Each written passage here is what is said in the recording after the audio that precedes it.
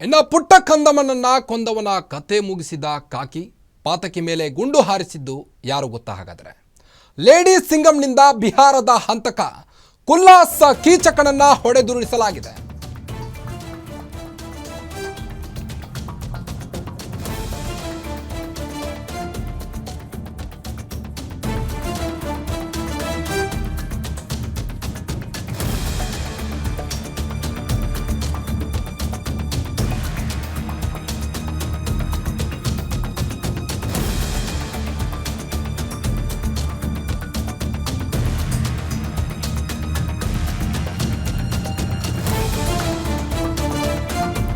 ಪಾತಕಿ ಮೇಲೆ ಪೊಲೀಸರು ಗುಂಡು ಹಾರಿಸಿದ್ದಾರೆ. ಲೇಡಿ ಸಿಂಗಂನಿಂದ ಬಿಹಾರದ ಹಂತಕನಿಗೆ ಎನ್ಕೌಂಟರ್ ಮಾಡಲಾಗಿದೆ. ಕೀಚಕನನ್ನ ಹೊಡೆದುರುಳಿಸಿದ್ದಾರೆ. ಹುಬ್ಬಳ್ಳಿ ಧಾರವಾಡ ಪೊಲೀಸ್ ಕಮಿಷನರೇಟ್ ಪುಟ್ಟ ಕಂದಮ್ಮನನ್ನ ಕೊಂದವನ ಕಥೆಯನ್ನ ಮುಗಿಸಿದ್ದಾರೆ ಕಾಕಿ. ಪಾತಕಿ ಮೇಲೆ ಗುಂಡು ಹಾರಿಸಿದ್ದು ಯಾರು ಗೊತ್ತಾ? ಹಾಗಾದ್ರೆ ಲೇಡಿ ಸಿಂಗಮಿಯವರು, ಬಿಹಾರದ ಹಂತಕ ಕುಲ್ಲಾಸ್ ಕೀಚಕನ ಹೊಡೆದುರುಳಿಸಿದ್ದಾರೆ. PSI ಅನ್ನಪೂರ್ಣ ಎಂಬುವರು. ಹುಬ್ಬಳ್ಳಿ ಧಾರವಾಡ ಪೊಲೀಸ್ ಕಮಿಷನರೇಟ್ ಅಶೋಕ್ ನಗರ ಠಾಣೆಯ PSI ಇವರು. ಪುಟ್ಟ ಕಂದಮ್ಮನನ್ನ ಯಾರು ಕೊಂದಿದ್ರು, ಬಿಹಾರದ ಆ ಪಾತಕಿಯನ್ನ ಎನ್ಕೌಂಟರ್ ಮಾಡಿದ್ದಾರೆ ಅನ್ನಪೂರ್ಣ ಅವರು. ಬಿಹಾರದ ಹಂತಕ ಈಗ ಖಲಾಸ್ ಆಗಿದ್ದಾನೆ. ನೀವು ದೃಶ್ಯದಲ್ಲಿ ಕಾಣಬಹುದು, ಇವರೇ ಅವರು PSI. ಬಿಹಾರದ ಹಂತಕನನ್ನ ಎನ್ಕೌಂಟರ್ ಮಾಡಿದವರು, ಕೀಚಕನನ್ನ ಹೊಡೆದುರುಳಿಸಿದ್ದಾರೆ. ಇಡೀ ಮನುಷ್ಯ ಕುಲವೇ ತಲೆ ತಗ್ಗಿಸುವಂತ ಹೇಯ ಕೃತ್ಯ ನಡೆದಿತ್ತು ಹುಬ್ಬಳ್ಳಿಯಲ್ಲಿ. ಇದಕ್ಕೆ ತಕ್ಕ ಶಾಸ್ತಿಯನ್ನ ಮಾಡಿದ್ದಾರೆ ಇವರು.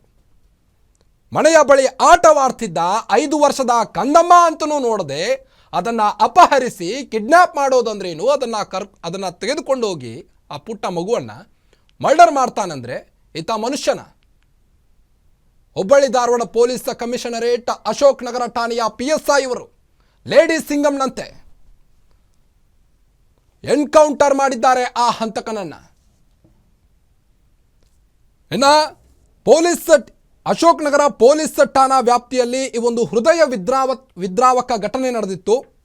ಮತ್ತಿನಲ್ಲಿದ್ದ ಆಸಾಮಿ ಕುಡಿದಿದ್ದಂತೆ ಈತ ಕಿಡ್ನಾಪ್ ಮಾಡೋಕ್ಕಿಂತ ಮುಂಚೆ ಮತ್ತಿನಲ್ಲಿದ್ದ ಆಸಾಮಿ ಈ ನೀಚ ಕೃತ್ಯವನ್ನ ಎಸಗಿದ್ದಾನೆ.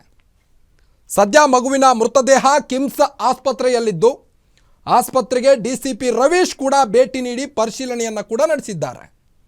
ಬೇರೆ ಕೆಟ್ಟ ಉದ್ದೇಶದಿಂದ ಬಾಲಕಿಯನ್ನ ಅಪಹರಿಸಿದ್ದ ಕಿರಾತಕ ಆ ಮಗು ಚೀರಾಟ ನಡೆಸುತ್ತಿದ್ದಂತೆ ಅದರ ಕತ್ತು ಹಿಸುಕಿ ಕೊಲೆ ಮಾಡಿದ್ದಾನೆ. ಇದಕ್ಕೆ ತಕ್ಕ ಶಾಸ್ತಿಯನ್ನಂತೆ ಅನ್ನಪೂರ್ಣ ಅವರು ಅವನನ್ನು ಹೊಡೆದುರುಳಿಸಿದ್ದಾರೆ. ಬಿಹಾರ ಮೂಲದ ಹಂತಕನನ್ನ ಕೊಲೆಗೈದಿದ್ದಾರೆ, ಶೂಟೌಟ್ ಮಾಡಿದ್ದಾರೆ.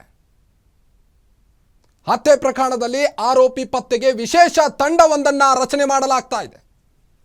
ಕಾಕಿಯನ್ನೇ ಬೆದರಿಸಲು ಯತ್ನಿಸಿದ್ದ ಸೈಕೋಪಾತ್ ಕಿಲ್ಲರೀತ ಹಲ್ಲೆ ಮಾಡಿದರೂ ದಿಟ್ಟತನದಿಂದ ಎದುರಿಸಿ ಫೈರಿಂಗ್ ಮಾಡಿದ್ದಾರೆ. ಗಾಳಿಯಲ್ಲಿ ಗುಂಡು ಹಾರಿಸಿ ಆರೋಪಿ ಮನವೊಲಿಸಲು ಪ್ರಯತ್ನ ಮಾಡಿದ್ರು, ಆದರೆ ಆತ ಯಾವುದಕ್ಕೂ ಜಗ್ಲಿಲ್ಲ. ನಂತರ ಆತ್ಮರಕ್ಷಣೆಗಾಗಿ ಗುಂಡು ಹಾರಿಸಿದ್ದು PSI ಅನ್ನಪೂರ್ಣ ಅವರು ಎನ್ಕೌಂಟರ್ ಮಾಡಿದ್ದಾರೆ. ಈ ವೇಳೆ ಆರೋಪಿ ಎದೆ ಹಾಗೂ ಕಾಲಿಗೆ ಗುಂಡು ಬಡಿದು ಸಾವನ್ನಪ್ಪಿದ್ದಾನೆ.